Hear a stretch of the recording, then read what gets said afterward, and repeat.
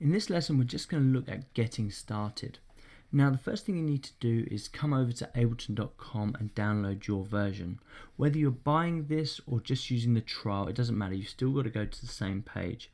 You've got a few options. If you hit the trial button, which is at the moment up here, that will take you to the trial page, or you can buy your version.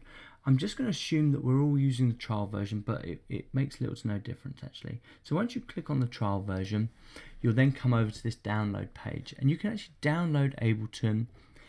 Once you've done that, you can install it, and it's fairly straightforward. Whether you're downloading for a PC or whether you're downloading for a Mac, the process is almost identical. However, if you are using a 64-bit machine like I am here, it will prompt you to do the 32-bit version. You can change this option by just clicking on this button here and then coming to the 64-bit version, okay? So you might need to do that. After you've clicked on that, you'll be prompted to start up an account, and that's absolutely fine. Create an account. You'll need this to download all the extra packs, okay? So when you go to your account area up here, you first got the software and then you've got your packs. And within the 30-day trial period, you need to download all of these packs. There's approximately 20 to 30 gigabytes of material here. And in order to use it throughout this course, you're going to need those packs, okay?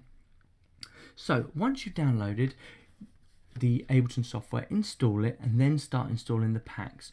You'll download the packs first, you'll click on them, and it will install themselves. It's so fantastic actually, it just does it automatically. There's very little to the process. Before leaving the ableton.com website, I just want to say that there's so much stuff here to look at. And some of their initial kind of setting up and training courses are brilliant. So if you need extra help, go to the help section, and there's tutorials for how to use Ableton and how to use the push as well, which are brilliant. You can also go to the more packs, where it shows you all the free packs and all the paid for packs, plus loads of extra stuff. So use Ableton.com as a massive resource for tutorials and extra packs and things like that. So once you've installed Ableton, you're going to get this. Yours may look slightly different. You'll see this red line around my clips here. This is because I've got the Ableton push plugged in, and it just kind of tells me that it's working. If you're used to using DAW software before, like Logic or Cubase, this is going to look quite different to you as an opening screen. With most of the other software, you get opened with a sequencing window. Ableton has a sequencing window. It's not as conventional as those other ones like Pro Tools, Logic and Cubase, but it is, and it's still as functional, okay? So if you click on this button over here, you're allowed to switch between what's their sequencing and their clip view. I think one of the reasons I really like Ableton is this clip view. If you are someone that wants to play music rather than program, you're going to find this really interesting. And this piece of software is really catered for those musicians that want to do more with their performances. And that's not to say that the others don't do that, but the way in which this works just kind of allows you to kind of push yourself in that direction. But it also allows you to work in more of a conventional way with the sequencer. The only thing you're going to find different with the sequencing window is that where normally we'd find all the tracks over on the left hand side, now they're on the right hand side, and where you would normally find all the libraries for your patches and your instruments and your effects, they're now on the left hand side opposed to being on the right hand side. So it's kind of a flip over, which is interesting, and it takes a little bit of time to get used to that. So let's have a look at a couple of these windows. As said previously, this is your library area, and by clicking on any of these, it will bring up different things. So if you click on your sounds, you can actually load a sound, okay, whether it be a bass, brass, whatever.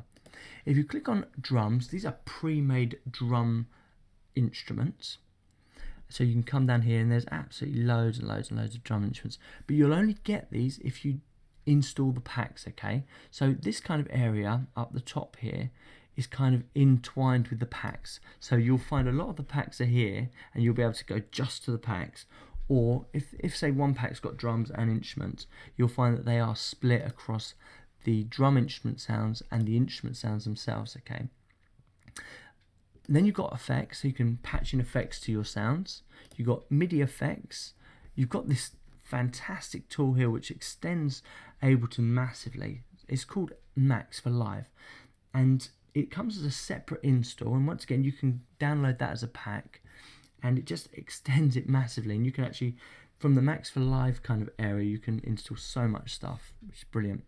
Then you've got your plugins area, and this is where you can use external plugins. I mean, I've got one here, I've got Massive installed here, and I've also got my Logic ones installed here. So just some of the ones, the AU plugins from Logic that come straight over. And then you've got your samples, which are the breakdowns of all these packs. So you can just load up a sample if you want to. User library, which can be your grooves, anything that you kind of save. Current projects are what you've got saved inside.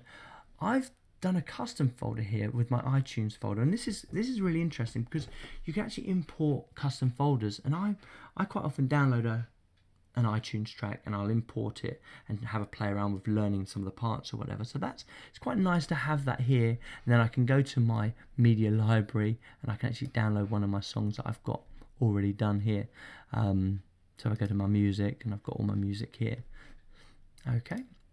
So that's a custom one, and how I did that is just come down here, add new folder, and it basically walks me through what folder do you want to see in this list, which is really interesting. Okay, close that down, don't need any extra folders here. So that's how this works. You've also got a comprehensive search engine, so if you want to search something like drums, you can do that here, and you can just type in drums, and if drums happen within the iTunes library, it will happen. You can actually do all of them as well.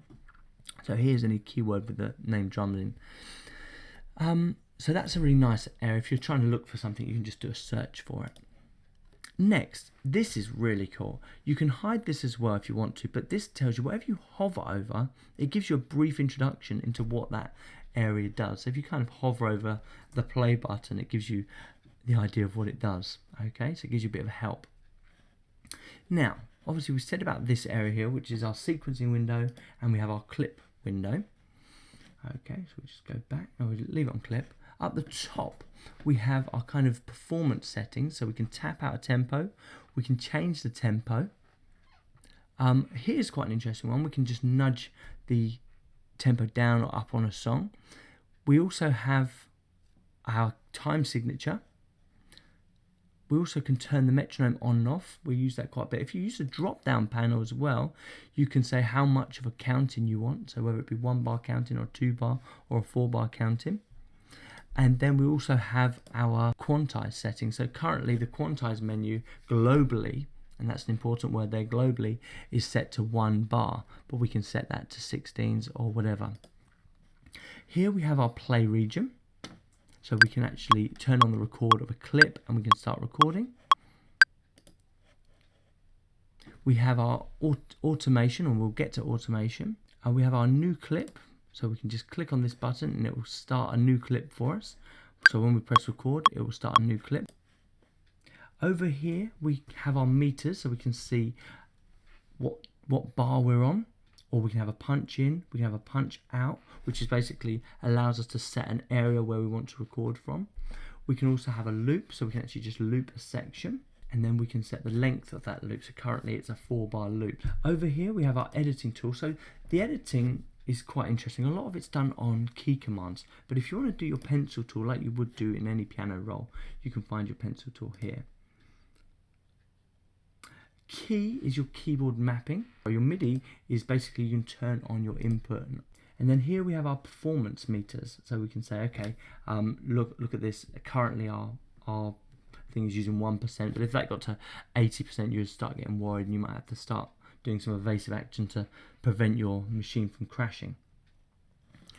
I think I'm going to leave it there, and what we're going to do from now on is we're just going to take on one part at a time. The only other thing I want to say about is up in the menu area, you're going to need to set up your preferences, okay? If you're on a Windows machine, your preferences will come under options, and you'll go to the bottom here and it will say preferences down here. If you're on a Mac machine, you have to come over to where it says live, and then your preferences are here. So that's the only difference between the Mac system and the PC system, is where you find the preferences. So preferences on a Mac is under the live menu, preferences on a PC is under the options menu.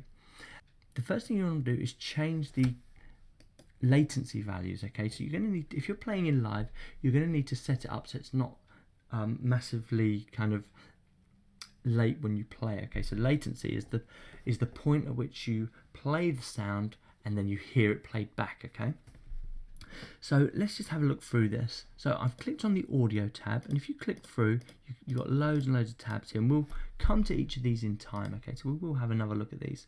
So first, I'm using the core Mac audio driver, so nothing special, and I've tried to keep this course as bog standard as possible. I've not plugged in any fancy kind of mixers or audio interfaces, just trying to keep it as bog standard as possible. My inputs, so I've currently got it set to none, and I can also check my microphone that I'm currently using for this talk, so my Nessie. My outputs, once again, this is just done for the built-in, so I'm hearing it through my headphones built-in. I always tend to set my sample rate slightly higher. When you bounce this down for CD, it kind of has to be 44.1 16-bit. But in order for recording to get the best possible experience, I always set this a bit higher and then do the kind of compression rates when I do my export. So I've set this to 48. I've set it to high quality. My buffer settings, when it came in, it was set to 2048. Now this will give you quite a bit of latency, okay? So you have to get this as low as possible.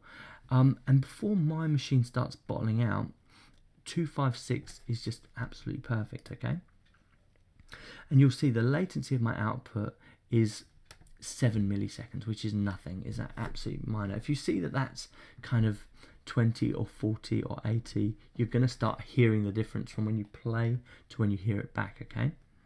That's pretty much all I want to say about this. You've also got test tones. If you want to test if there's any kind of crackling, because if you set this too low, you'll start to hear audio drop out. And that's where you can do the test tone here. And we can, here it is. So you can see that that's a straight tone. And if I take it down to say 32, you'll hear it start crackling.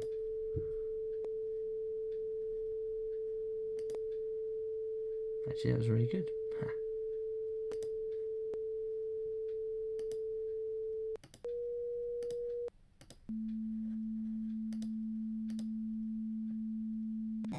And there you go. You can hear that. It's just slightly dropping out. Okay, so to get it back, I'm just going to go 256. Change that to 48. And the test tone's really useful to making sure that everything's working properly. Okay, in the next video, we're going to start looking at musicianship and start just playing around with some of these and inputting notes.